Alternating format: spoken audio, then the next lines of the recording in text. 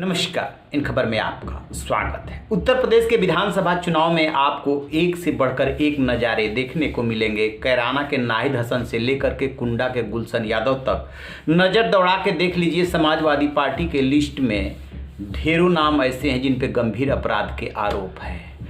पीछे तो बीजेपी भी नहीं है, लेकिन समाजवादी पार्टी के लिस्ट में कुछ ज़्यादा ही हैं। और सवाल पूछने पे सपा प्रमुख अखिलेश यादव भड़क जाते हैं, कहने लगते हैं कि आप मेरे माफियाओं का नाम ले रहे हैं, बीजेपी वालों के नाम क्यों नहीं लेते हैं। बीजेपी वालों के नाम लेने में डर लगता है। फिर जब पूछा गया कि आजम खान और नाहिद हसन पे तो बहुत ज़्यादा आरोप है, उन्होंने कहा कि ये सारे मामले जो है बीजेपी के शासनकाल में दर्ज हुए हैं। लेकिन गुलशन यादव के बारे में जब पूछा गया तो फिर वो आग बबूला हो जाते हैं। गुलशन यादव कौन है और अचानक क्यों याद किए जा रहे हैं, ज़रा गौर कीजिएगा। 2013 का वो वाकया, अखिलेश यादव मुख्यमंत्री हुआ करते थे और प्रतापगढ़ के कुंडा के सीओ जियाउल हक की हत्या हो गई थी। सीओ मतलब डीवाईएसपी की।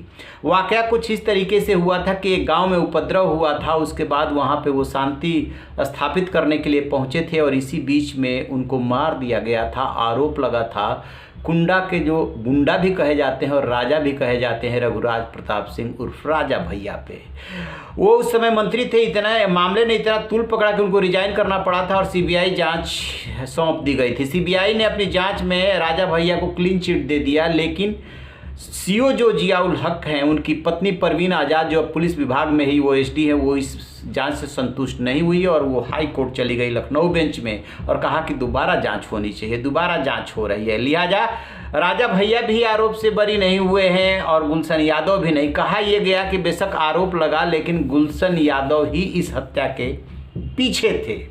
गुलशन यादव और राजा भैया कभी मिल करके काम किया करते थे और राजा भैया किसी परिचय के मोहताज नहीं है। कुंडा का गुंडा यदि नाम पड़ा और बड़े बड़े राजनेता जा करके वहाँ इसी नाम से पुकारते हैं तो राजा भैया के लिए ही बोलते हैं।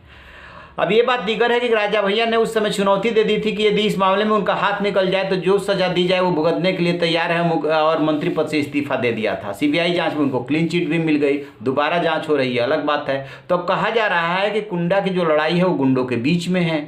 अब बीजेपी ने जो उम्मीदवार उतारा है वो सिंधुजा मिश्रा को उतारा है।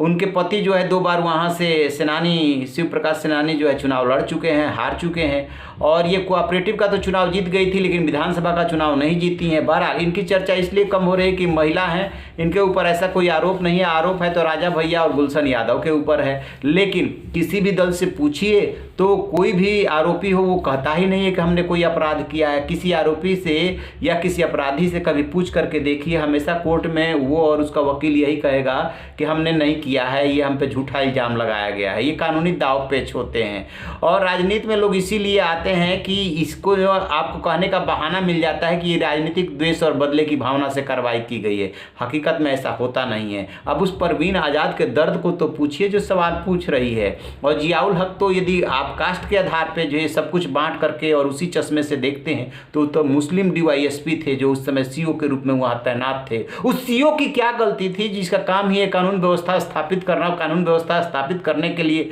गांव में जाता है और पहले से साजिश थी और उसको मार दिया जाता है इसलिए कि वो सख्त मिजाज सीओ था और उसी को आप टिकट दे रहे हैं। शर्म नहीं आ रही है? कह रहे हैं कि आप हम ही से सवाल क्यों पूछते हैं, बीजेपी से सवाल क्यों नहीं पूछते हैं। राजनीतिक दल कोई भी हो, यदि अपराधी को संरक्षण देता है, उम्मीदवार बनाता है तो सवाल तो पूछा जाना चाहिए। और इस लोकतंत्र में वोट ही वो हथियार है जिसके माध्यम से आप उसे हरा सकते हैं और किक आउट कर सकते हैं कि हमें आपकी ज़रूरत नहीं है। लेकिन लोग समझे तब ना।